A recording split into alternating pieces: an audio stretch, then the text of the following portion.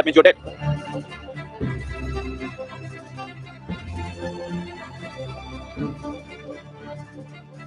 Good morning, vanakkam, namaste. My name is Balasubramaniam, and here we are for a very exciting session with very interesting and also exciting personalities. So it'll be a great session, I think, and something close to my heart as well. And I want to introduce briefly about myself. I'm an anesthesiologist. I work at Beth Israel Medical Center, the Harvard Teaching Hospital, and I had my initial training in Puducherry, India. I did my MBBS in Jaipur, followed by anesthesiology at the All India Institute of Medical Sciences in Delhi. Then I spent a year in UK doing critical care medicine. Then I came to Beth Israel Medical Center. I trained at the School of Public Health. Currently, I'm also an associate professor of medicine and endo chair at the Harvard Medical School. It is my privilege to introduce Stephen Laureys, a Belgian neurologist. He's recognized worldwide as a leading clinician and researcher in the field of neurology of consciousness. Stephen was born in Leuven, Belgium, and is married to a psychologist. They have 5 beautiful children. While specializing in neurology, he did research in parallel in pharmaceutical pain, working on pain and stroke. He moved on to functional neuroimaging for more than 2 decades now. Stephen has a full MD PhD and is a full professor. He's a founding director of Giga Consciousness and Coma Science Group at the University of Liège. He holds several international collaborative leadership positions, editorial and reviewing activities, multiple TV shows with CNN, ABC, BBC, radio shows, acted in a movie, TED speaker, and keynote and research lectures, including the ones, notably the Nobel Forum in Stockholm. His books include The Neurology of Consciousness, and notably is Meditation is Good for Your Brain. And I think he has recently come out with something called No Nonsense Meditation Book. It's a bestseller in Netherlands and Belgium. I find him as a very impressive personality who is in his quest for consciousness scientifically, and he also is a meditator. So it is my pleasure to introduce him. Stephen? Thank you so much, Bala, for this wonderful introduction. Too flattering. Stephen, you want to say why you wanted the title to be Mind and Brain? Because that's what drives me. I think as a teenager, like many, I think asking these questions about what am I doing here in this universe, these big questions. And I'm so happy that I made my job out of that terribly difficult question about what is consciousness. And then to translate that knowledge into our clinical activities as a neurologist, and in particular, trying to care better for the damaged brains. But actually, the more I learn about the brain and the mind, I think the more I'm just fascinating, and I look at it with marvel. And it's incredible how much actually we ignore about the mind and the brain. Right. So, at least one of the... What he's also trying to say is that they don't ignore mind and brain. The science thinks that they are not ignoring, they know it all. So that's one way of, my way of seeing things, like to see the balance of everything. So when one person is trying to say something, then in their mind, they also know that some portion of the opposite is also true. So, yeah, let's continue. Same. Mind and brain. Well, in the yogic sciences, we do not accord significance that the brain. We see brain just as body. It is just body. It is one more aspect of the body. But mind, or what we are referring to as mind, the English word mind is not specific. It's kind of too general. Normally identify 4 parts to what we now talking about as mind. The moment you use the English language, you kind of speaking, when it comes to anything internal, we are talking in more generalities, not specific. So if you want specifics, well, we identify something called as buddhi, which is the intellect, which I feel largely in modern societies, they are considering intellect as mind. Essentially, I mean, I'm not saying this with any prejudice because I'm talking in terms of evolved. The European culture has recognized intellect as mind. In the yogic sciences, we see intellect only as an instrument of survival, which functions on... I mean, Sadhguruji said that European culture has identified intellect as mind, but I'm curious, like, if Europeans say it this way, or is it Sadhguruji who thinks this way? On the basis of the limited data that we have gathered through our sensory perceptions. Intellect is quite a useless thing if you do not have data. If there is no data, intellect cannot function. So intellect is very much like why today your phone has an intellect of its own. Yes, it has data and it can use it. If it doesn't yet have, I don't know what you're shaking your head, Stephen. I think you're using a bad phone. Well, I will. You still are Nokia, I think. I think even the best iPhone is still quite stupid, isn't it? It has no subjective experience. So because we talk about artificial intelligence and machine learning and... Yes, but I'm talking about intellect. Intellect means it has data. Using the data, it will do permutations and combinations, which the phone is beginning to do, maybe not to the same level as a human intellect, but it is beginning to do that activity. Even among human beings, not every human being is able to process the same. That's true, actually. Like, even the devices like our laptops, our mobile phones, they already have some level of consciousness, because consciousness is not just limited to humans or just living beings. Consciousness also exists in a table, in a chair, any wooden stuff, in a rock, because consciousness is the ultimate truth. It's ever existing, it exists everywhere, and it's within that, what's happening, all this game. So in that sense, as Guruji is right, kind of right. Same amount of data and with the same complexity and sophistication. So, well, you have the brain of a monk, but you must also have a brain of a politician, and then you would know what I'm talking about. It's classified. No, these days they're smart. It's not like old times, okay? So, I'm saying this intellectual process is being generally spoken of as mind. That's not how we look at it. We see intellect is called buddhi, which is essentially functioning out of limited data that it has gathered, largely conscious data. Sometimes it accesses data which is not very conscious, but largely it functions only out of conscious data. You will see if somebody's having little trouble remembering something, suddenly intellect goes helpless for a period of time. I can't remember this, means there's nothing I can do about it. Though unconsciously that memory is still there, just because you're not able to retrieve it, intellect feels helpless for that little bit of time. So this is called as buddhi. The next dimension of intelligence, or I'm using the word intelligence instead of mind so that there is a distinction in language. The next dimension of intelligence is referred to as ahankara. This means, there are many ways to look at it. People usually say it's ego, but essentially it's identity. Because the way you identify, that is the way your intellect will function. Now, if you say, I belong to this nation, your intellect will function just to protect that identity. If you say, I belong to this religion or race or caste or creed or gender or whatever, accordingly, your intellect functions, because intellect is essentially guided. It is a survival process. If you identify with something, intellect will constantly go around that trying to protect that identity. So in the yogic system, we consider the ahankara or the identity that you take on far more important than the nature of the intellect itself, because intellect is a slave of the identity that you have taken. Once you take a certain identity, intellect will function in a specific way, only towards that. And what is right for you, what is wrong for you, everything is dependent upon how you're identified. So the third dimension of intelligence is called manas, where there are 8 dimensions of memory, starting from elemental memory, atomic memory, evolutionary memory, genetic memory, karmic memory, articulate, inarticulate memories, conscious and unconscious memories, like this, 8 dimensions of memory. Now, how you access this huge silo of memory? Right now, we have a human form only because of the evolutionary memory that's invested within us. If there is no memory, On this video, Sadhguruji is pretty aggressive. He is attacking boom, boom, boom. Usually he is chill and he's like, hello, isn't it? Ha ha ha, kind of attitude, right? But in this video, he's very straightforward, talking facts, trying to bring some, agenda and points. Like he's in serious mode. That's what I observe his body language. well, if you eat, you may change the human form into something else. Only memory is so strongly instilled in every cell in our body. That is why it doesn't matter what we eat, even if we eat dog food right now because we are under lockdown, it can happen. Even if we happen to eat dog food, we will not become dogs. We will still remain human simply because of heavily. That's not true actually, because if we start eating dog food, at some level, some evolution in our body is gonna kick in.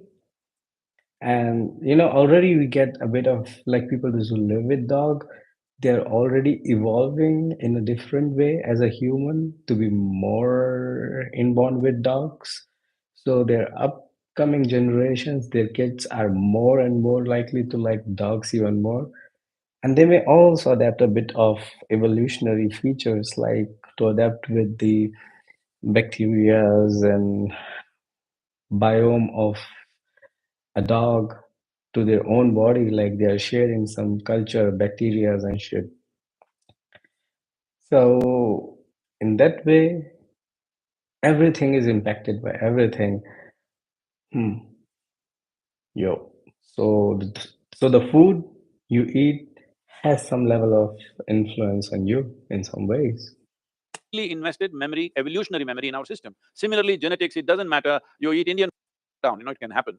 Even if we happen to eat dog food, we will not become dogs. We will still remain human simply because of heavily invested memory, evolutionary memory in our system. Similarly, genetics, it doesn't. Yeah, I mean, on a short scale, yeah, we are not going to become dog in like over the night or over just like thousands of generations. But some things are happening at some minute level, for sure. Matter. You eat Indian food, you won't become like me. I eat European food, I won't become like you, because there is a genetic memory which The dude is like, Indian, I won't become like you. He's like head shaking. With this head shaking concept, the Western people try to make fun of the Indian people for their head shake. But the head shake is a good thing. It's a feature of a body that shows you're flexible and you're not rigid and you can move your neck. That's why a lot of people in India and that region are very good car drivers. Like, I'm not talking about how they drive on road. But I'm talking about the actual motor skills that are needed to drive in those circumstances. And because they are so good with their motor skills, that's why people like to drive that way in India, because everyone can mostly adapt to that culture. People are soft, people are flexible, not rigid, because they are coming from warm countries, and it's a nice body feature like dancing, shaking head. But the Western people, the white people, and also the beige people, they kind of make insult of the brown people and the black people for being so soft and flexible. And that's not good. Come on. We're not saying what how you behave is bad. Like, and I'm not even taking any side. Like, I am myself brown, but I'm not talking right now from the perspective of brown. I'm talking from the perspective of Shunya, the Santulan, the ultimate Shunya Santulan point. That's the only perspective I want to see things from, observe things from, because only thing that you can do to fix this fucking world is just to observe the balance, observe the Shunya from the point of Shunya. And so I'm not saying ki I am a victim or something like that. I understand, like, in the past situations, uh, these regions were like colonialized, like the Indian subcontinent regions, and the white people, they were like supremacists, like authoritative reinforcers using weapon and power. So they try to defame all the kind of features and qualities of the people from East, and they kind of acted in a way that how the body language in the West is supposed to be superior, but no, that's wrong. The body language of the West is for the West, is best for the West, and the body language of the East is best for the East. So people in East, they're flexible, they're warm, they're not rigid. So yeah, driving in East is gonna be still more fun. Even if people start following lanes and everything, they're still gonna drive a bit more flexible. Always, they're always gonna be dancing nice, and Bollywood always will have steps like this. Yeah, because that's how people in East are. We are not saying, hey, I'm not saying we, okay. So the people from the East are not saying, hey, we are superior, we can dance, because they can say that. And then you will feel ashamed, yeah, because you won't be able to do the same thing. And when I'm saying you, I mean to say people in West, again, because I'm in West right now, I'm in Germany right now. I'm not taking sides. I'm not picking sides because that's the most nonsensical thing to do. And that's the problem, because like when we take side, we lose the balance, the point of balance, to observe things from the point of view of Shunya. And I just want to observe everything from the point of view of Shunya. Let's carry on, because I don't just want to be saying my things, because this video is like 1 hour 32 minutes long, so it's going to be a bit long video, and I'm a bit tired and sleepy right now, and my eyes are itchy, so I cannot even properly open them. So let's kill it fast.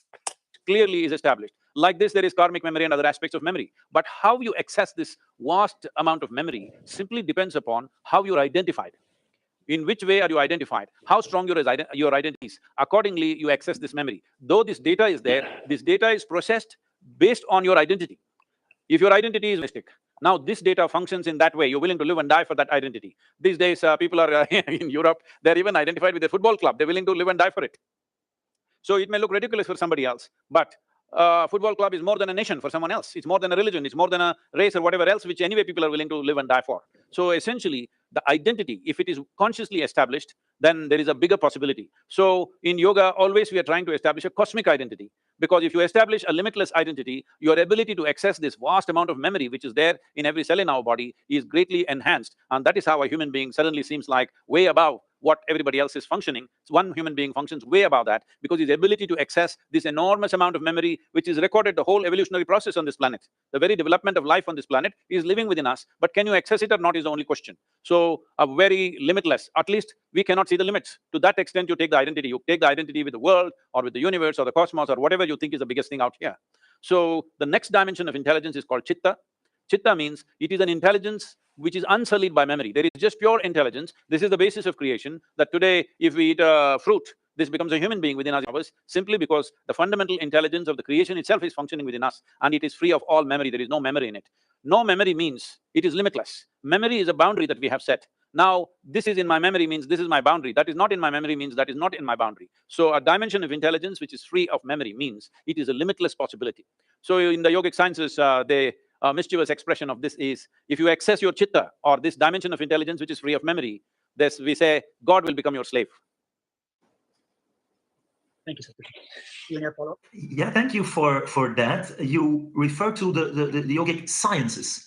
And so how, because in science, we always want to verify and actually find ways to prove us wrong. So, I'm this hard-nosed scientist and trying to confront everything I think. No. Hard-nosed is not a good thing during the COVID time, huh? It's not a good… So when a scientist say I'm a very hard-node scientist, yeah, no science is hard-node. Every science has assumptions and errors, and every science is proven wrong after some point, and every science brings a resistance in society, in body, in every ways, and every science becomes more and more like less and less effective eventually over the time. And towards the end cycle of the second half of the science, we are just pushing the limits, and it's creating so much imbalance and chaos in society. In the first part of the science, the invention phase, it appears like, oh, it's a golden era and we have so much to gain from. But then that's just because of the greed and the ego that we carry within us.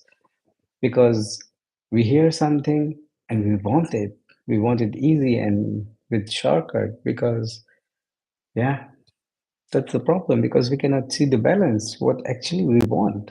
Our core ethics, our core way of thinking is flawed. We are chasing an endless material lifestyle. We need to balance the materialism with the spirituality, and we are fucking, fucking, fucking everything up right now. We need to start observing from the point of view of Shunya to see where is the balance, where is, yeah, let's carry on right now. I cannot explain I have a much. hard nose. But so this, way of looking at nature and to make objective observations and then to verify and so to come up with theories of the mind that have explanatory value, that have predictive value. So I'm a bit surprised to call it in that way sciences, in as I maybe understand it's something you have experienced, which is for me as a scientist the next big challenge, to somehow reconnect with a form of spirituality. So how could we know that what you explained is correct, or could it be wrong, or could we find ways to test this? We can. Wow, this is so funny. This is so stupid, because like a scientist is asking for a scientific method from a spiritual person. Can you even make any sense out of it? Science and spirituality do not overlap fully, and the way science is designed, the framework science used, if the same framework is tried to apply to test the spirituality, now it won't be success, because then it is science, it's not spirituality.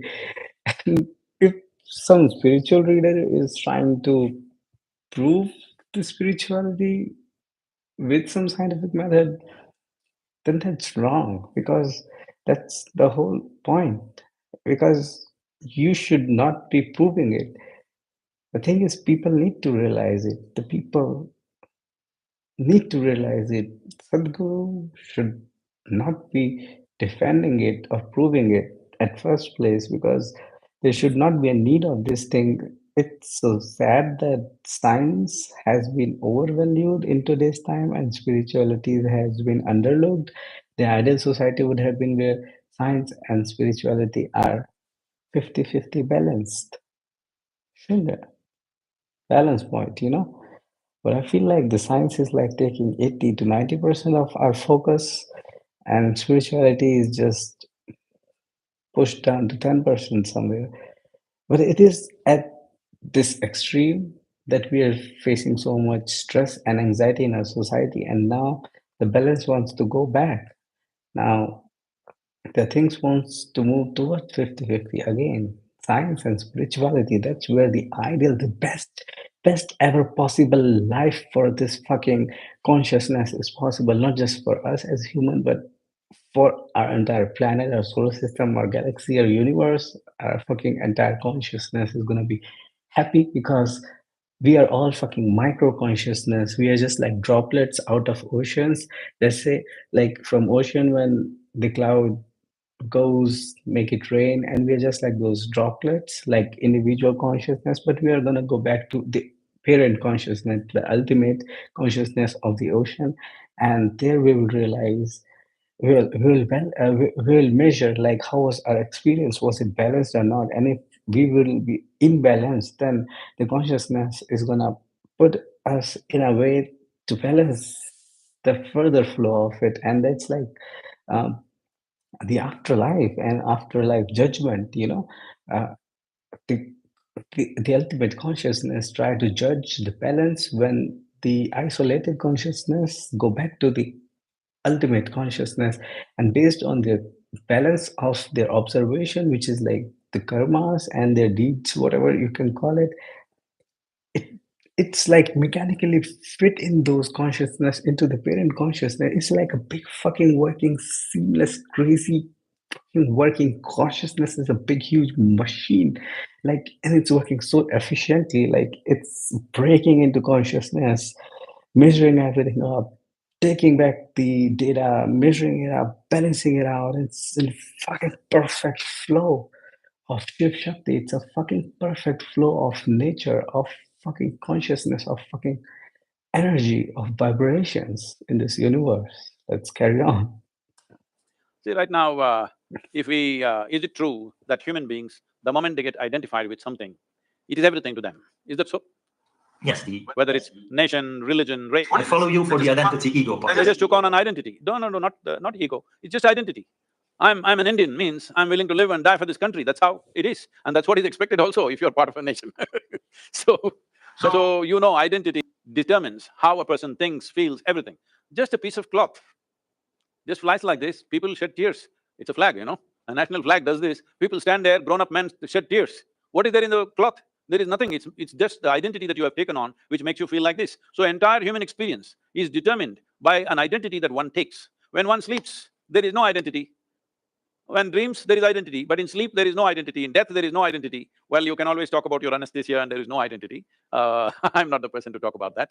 But I'm saying in conscious experience of life, one's identity is determining everything.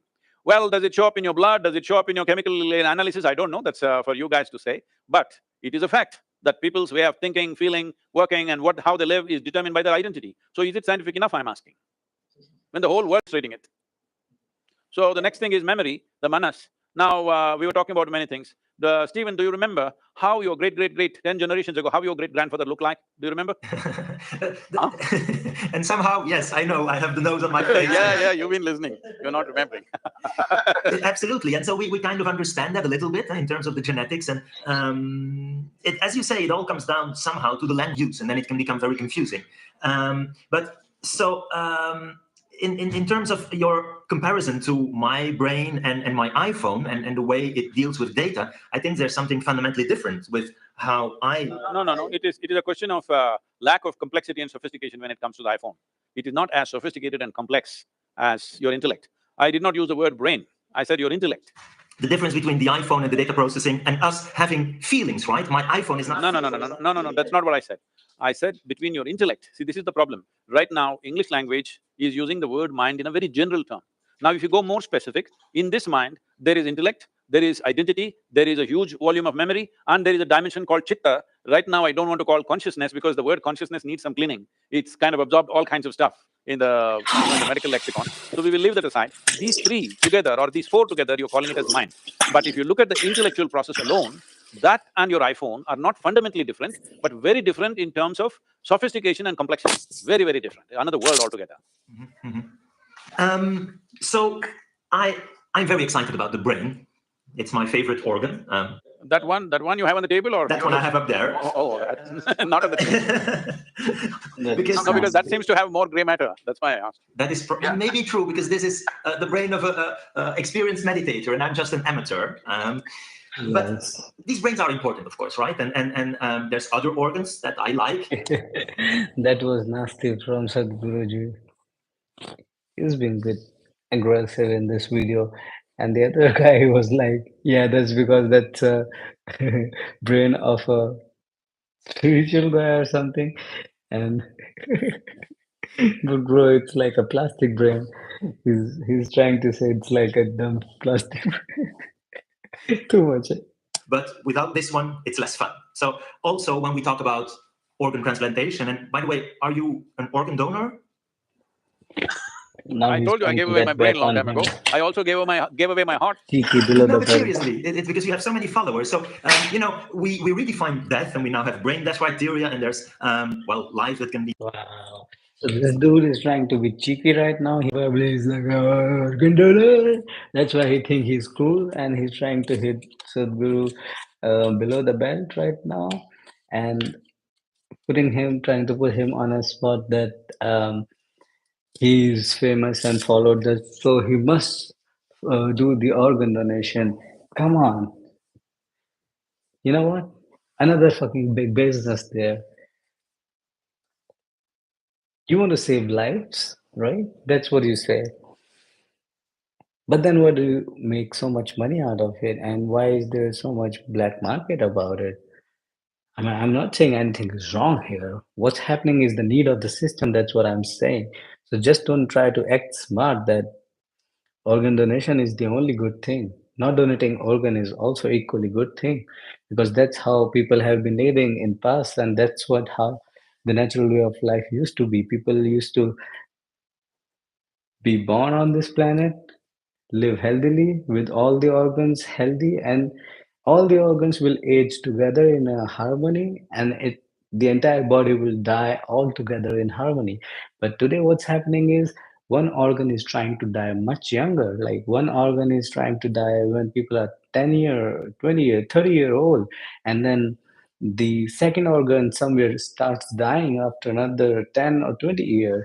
And that's because of the stupid food we are eating, stupid lifestyle we are living, stupid mindset we have developed in our society, the mindset of not having any balance, not following the shunya, not following the santulan, and following extremism of all sort, like materialism, extremism, like capitalism. Let's carry on. That was below the belt. Be saved thanks to organ donation. So are you okay to, after death, give your organs? I'm not right now die so soon, so let's see when it comes, huh? By the time I die, at least my brains I would have used it up fully. I would have thought just said, I don't know, maybe not thinking as of now. Fuck you. It's my personal choice. My body, my rules. Sorry, go ahead, Steve. No. So I think that the example of transplantation. Not exactly. Not my body, my rules. Because this body is not just mine. This body also belongs equally to the not me of this entire existence. Because the santulan of this body is this body dot the knot of this body. You know, like the mathematical knot. So this entirety is like this body dot the knot of this body is when I'm saying dot means like addition, because dot is like shunya, you know, the zero initially was represented by a dot, not by this fucking big round o kind of thing.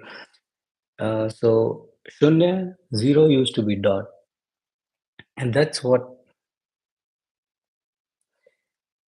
we need to feel within or within our consciousness somewhere, that in reality we are nothing more than that dot.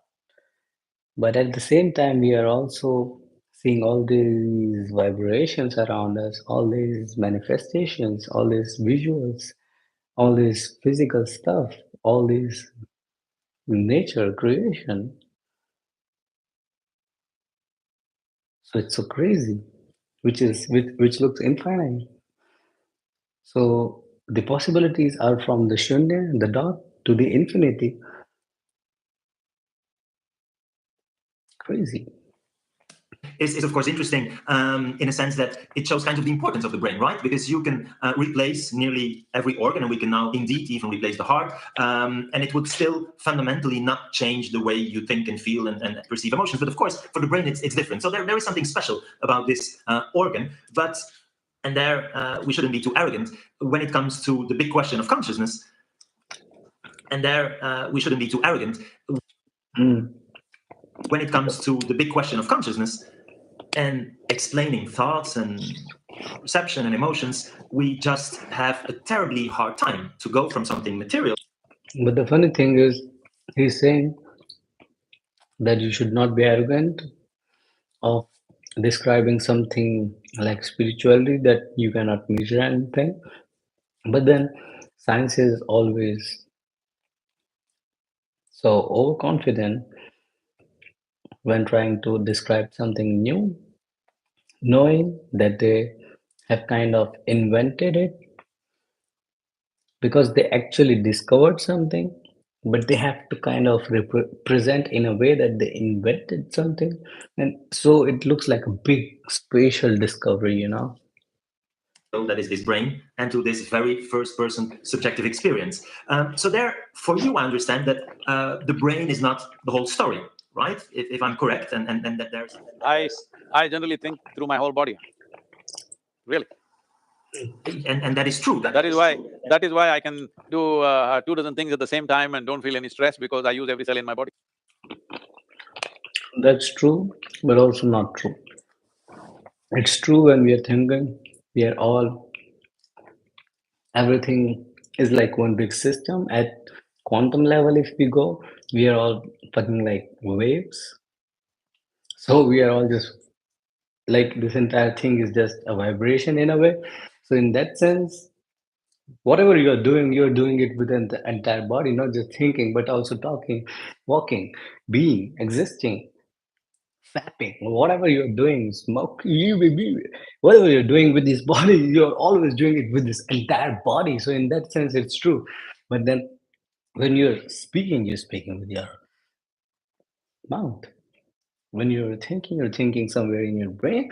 Yeah, that brain is not alone. It's having ripples from its spine, from different chakras of the body, from different every part of the body, every part of the body, and even from the fucking minute cells and even the blood and everything, even the oxygen level or whatever, the posture you are sitting, the weather you are having, the things you are eating, everything is impacting what you are thinking, what you are saying.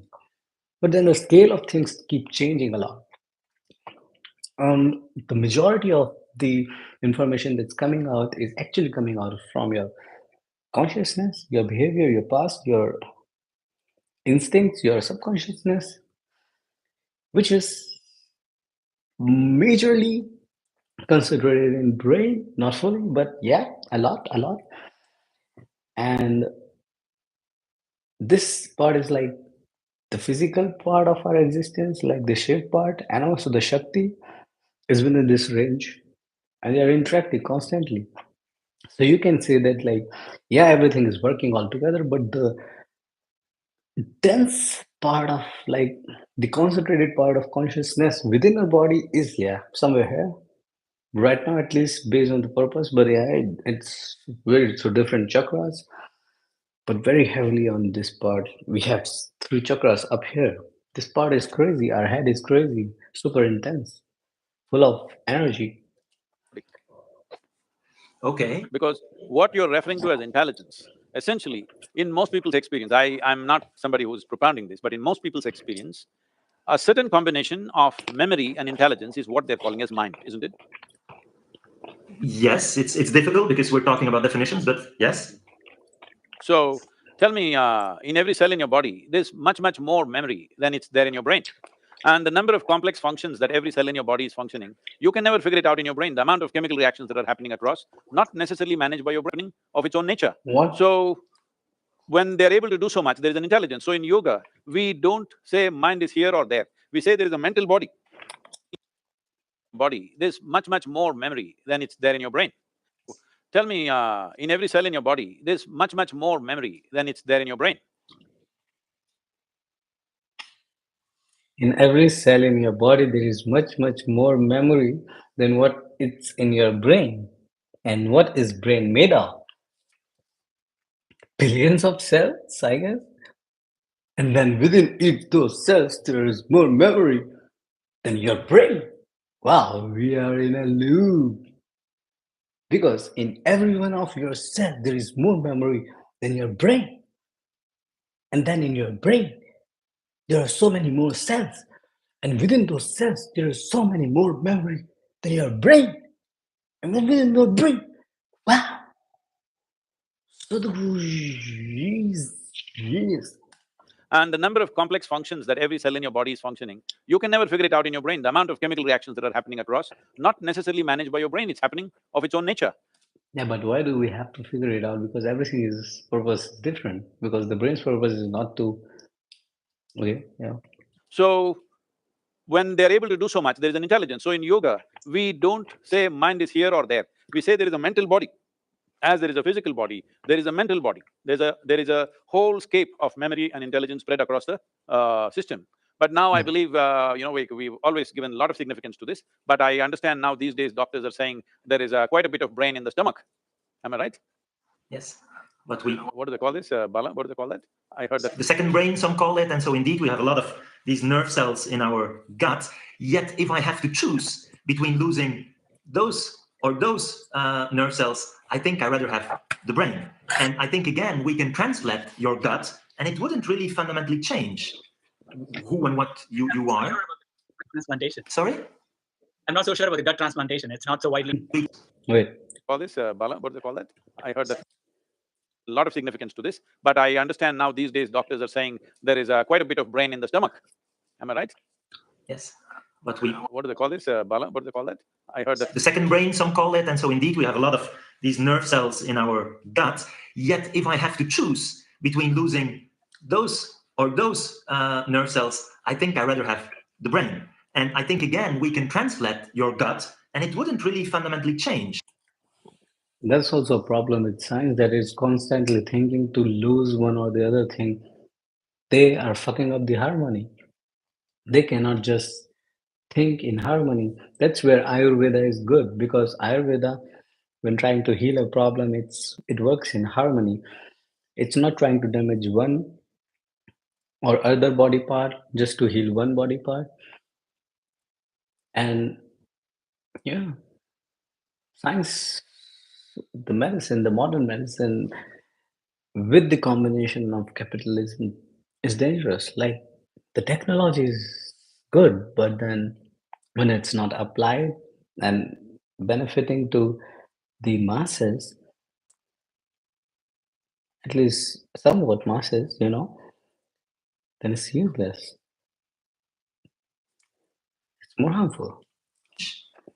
Who and what you are. Transplantation. Sorry?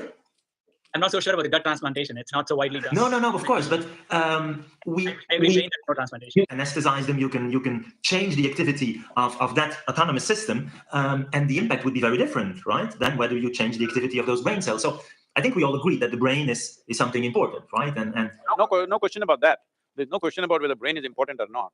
But brain is important and it's functional only because of the connectivity to the rest of the body with the neurological system. Suppose you cut something in your spine, then the brain cannot function by itself and it's meaningless what it does, only because it's connected. So how yoga sees brain is not as an organ per se, it is part of the neurological system. It's like one big knot where more is happening in one place than the rest of the places. But it doesn't mean it is not happening in the rest of the place. So that's why I said, No. I think through my body. Yeah, This is why that's even true. if you're doing 2 dozen things at the Right. same time, you don't have any level of stress, because it is like, if you're just thinking just here, what it means is, you bought a car with 4 wheels, but you drive it on 1 wheel all the time.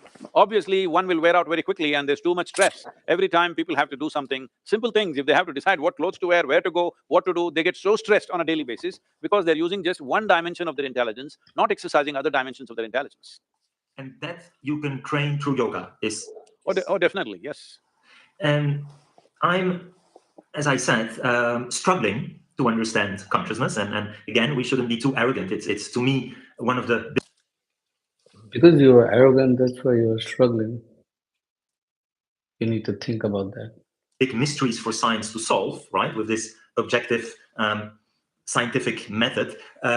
Some would even say it's impossible, and we will never be able, with our limited mind, to understand the mind. But I'm naively optimistic.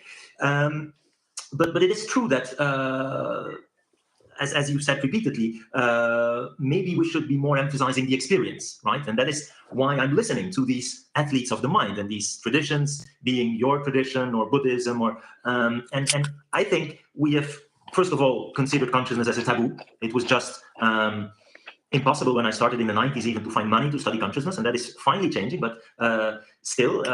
And next, maybe now we're too excited because we have these machines, functional MRI, and we can 3D print brains and look at how parts of the brain light up and so on and so forth. But maybe we ignore a little bit too much the phenomenology. So when I have these Buddhist monks in my machine and they talk about these different levels of consciousness, and you just mentioned something like pure consciousness or intelligence, for me it's very, very difficult because I never had that experience, right? And so I think I should... No. What you're saying is, it is difficult for me because it's not there in my memory. That's exactly what I said. If something is not in your memory, your intellect is helpless about that aspect of life. So how will it come into your memory unless it is come into your experience? What is red, blue, yellow has come into your experience. That is why it's in your memory. Otherwise, it wouldn't be there in your memory. If you see a certain kind of food, certain kind of drink, certain kind of situation, you know what it is only because it's there in your memory. Otherwise, you wouldn't know. So right now, something that is not yet in your memory, you are trying to sort it out in your intellect. That's never going to happen. It is not that you will never be able to figure this. That's not the point. You will never be able to figure it with the kind of instruments that you're using right now. First instrument that you're using is intellect, and all other instruments, whatever scientific stuff in your lab, this is all products of intellect. They all function only from data. So data means repetitive things. Nothing new can ever happen in data. Consciousness means it is a memoryless intelligence, intelligence beyond memory. Unfortunately, because of the type of modern education that we have, we are making people misunderstand that memory is intelligence. If you read a textbook and keep it in your gut and go to the examination hall and puke it on the paper, you will be first rank, all right? Simply because you have memory. So memory is being misunderstood as intelligence. But intelligence doesn't need memory. Intelligence functions of its own accord. Intelligence can generate memory, intelligence can store memory, but it is not the basis of memory, which is intelligence. Intelligence is the basis of memory. Memory is not the basis of intelligence. So would you agree that we could try to get the best of both worlds? Where are the two worlds? I am living in only one. Which is the other one? So this... Where are you from? Where are you? Are you talking to me from Mars or something? I'm talking about my lab and the machines and the rational approach, but linking it to the phenomenology, to, as you say, the memory, the experience, and indeed that we maybe have been ignoring it too much, right? See, in your lab, Stephen, in your lab, is there any instrument which is finer than the human mechanism that you are? No. Then why are you using crude instruments instead of using the finest instrument that you have? I'm trying to combine them. Why? Because, so what you're saying is... No. See, right now Sadhguru sounds so appealing, so dominating, and he sounds actually very sensible, because when it comes to topic like consciousness and unknown and non-physical things, spirituality wins over science, because science just looks like a retired, stupid someone, I don't know. Because they're also new and it's totally against them, But spiritual people and the religious people and the gurus and all, they have always been saying from thousands and thousands of years that they know it. See? And every time science cannot say anything, they're just fighting. Which is fine. Like when it comes to these kind of conversations. So in these kind of conversations, the spirituality always wins. But when it comes to reality, we are watching everything on these screens. We are full of material life, and science has a lot of role to play in it. Because with just spirituality, we would be sitting on this comfortable place, chair, bed, chair, like sofa, whatever, in a nice, comfortable clothes, nice place, safe house, stuff like that, No, there's nothing, no, because the only reason is we have all gone through an education system which doesn't trust the finest instrument on the planet. So I wanted to ask this question because I face this a lot, Stephen, especially when I talk to neurologists and my own friends and colleagues, because they don't experience this. This actually exists, right? The consciousness or the intelligence part that Sadhguru is talking about. The science is all about repeating repeatedly, showing that again and again. Well, human beings are repeating themselves for generations. Isn't that good enough? I'm coming to that straight because they want to see that as a traditional data form, but because we don't have any instruments as of now to say that or show that or given us a PowerPoint presentation, but there are millions of people who are experiencing this and are talking about the same thing. Why don't we trust that in scientific world? Because the first question I face is, oh, there's no data. What you're talking is all nonsense. So again, you're very open to it. That's why I'm asking you this question. Why do we go with this so-called definition of science that keeps on saying it's not seen outside, I can't demonstrate, but we can put ourselves into that state and experience it. There's a lot of people who are talking about it. So I'm not sure why we don't account for it. And I think you're right. We should listen more to, and I think if we want, as neurologists, you anesthesiologists or psychiatrists, or so we need to link back to that subjective experience, whatever you call it. Now, I think, and that's what I try to say to combine the best of both worlds and approaches, that if we only go with experience, well, maybe we could be limited or maybe playing wrong. No, not with one person's experience. If it is 1,000 people, is it good enough?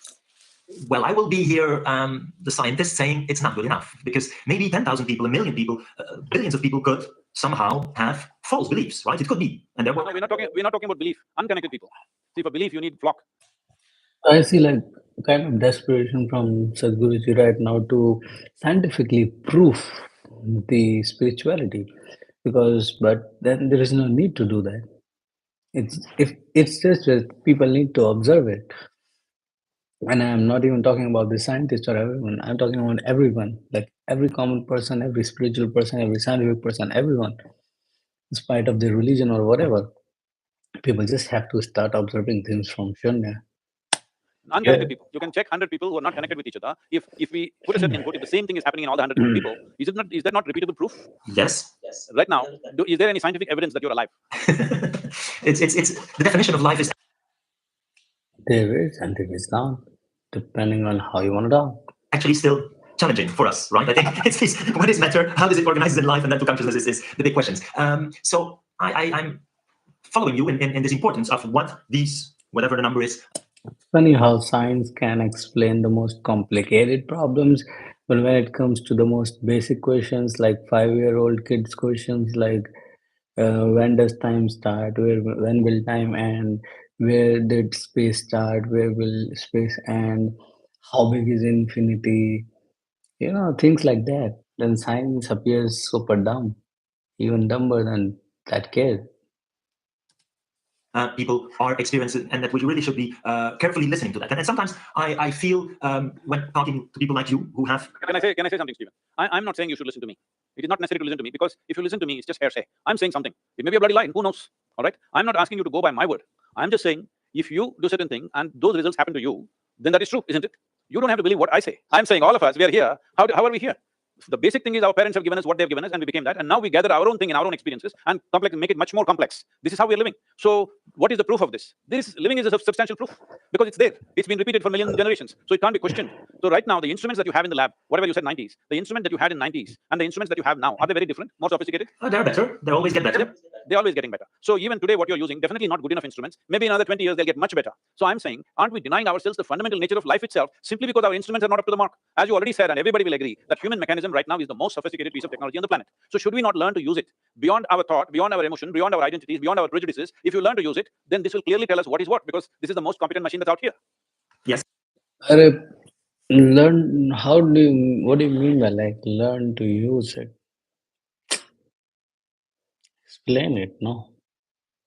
Empower people. Like if you know some secret, just then let people know.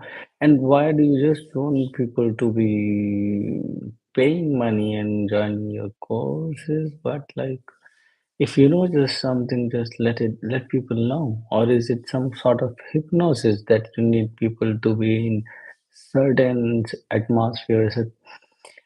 Yeah, but like then there are meditations like Vipassana and all that really benefit people, but then is it just like the belief of the experience that you benefit out of something, or is it actually some benefit, or is it somewhere between like a combination or like a balance of both?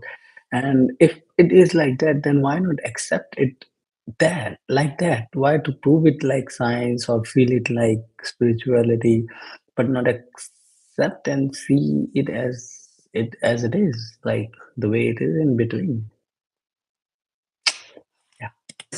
And yet, I'm trying to imagine a world where we would all be Sadhgurus, right? Imagine. You're talking about a very, very competitive world for me. It's your word. So I chose at one point in my life. Competitive. Is it like a business? Why would a spiritual person have a competition? If I think a particular point of view or ideology is good, then I would love everyone to promote that same ideology. I would want everyone to be like me. Why is there even a competition when it comes to ethics and spirituality? It's not business, it's not capitalism, it's not materialism. It's not even about ego or power or fame or name. And it has to be that way too. After all, it's a shitty world, and there's nothing wrong that Sadhguru is doing actually in some ways. Yeah. Not to become neither a priest or a guru or a philosopher, but a scientist, and then to use that as a medical doctor. And I'm still happy with that choice because I do think, and I believe you will agree, that the scientific knowledge and the technology and modern medicine has really incredibly improved our quality of life and our life expectancy, and that's very important to appreciate. So I'm very happy that there are these scientists and that we have the technological advances, but at the same time, I think we should try to find some and reach to the spirituality or the pure experience, as you say. Would you agree with that? That it's this kind of balance? So it is like this: if you take a motorcycle mechanic, he's very good with the motorcycle. Find some and reconnect to the spirituality or the pure experience, as you say. Would you agree with that? That it's this kind of balance? So it is like this: if you take a motorcycle mechanic, he's very good with the motorcycles, let's say. But now you ask him to fix a computer. Well, he can use his screwdriver and open the cover. Beyond that, he doesn't know anything about it, all right? This is just like this. Objective sciences are like this. It is always 1 + 1 = 2. That's the only way objectivity can work. You cannot say 1 + 1 is 11 also, forget about a million, all right? You cannot say that because this is the nature of objectivity. And our objectivity is coming from our intellectual process. Intellectual process, as again I said already, is coming from memory. So memory cannot be fudged. If you fudge the memory, it's a mess. I remember this is 1 and this is 1. And now I put these two things together and say this is 2. Now this has a memory basis. If I fudge this, then my intellect becomes useless, all right? So intellect is handling one aspect of our life, which essentially we call it a self-preservation. For our self-preservation, our intellect is vital. Without it, we cannot function. Right now, all the things that you said, it has improved our life expectancy, it enhanced our life in so many ways. No, it has not enhanced the core life at all. I'll do the next part some other time. Sleepy, got to sleep.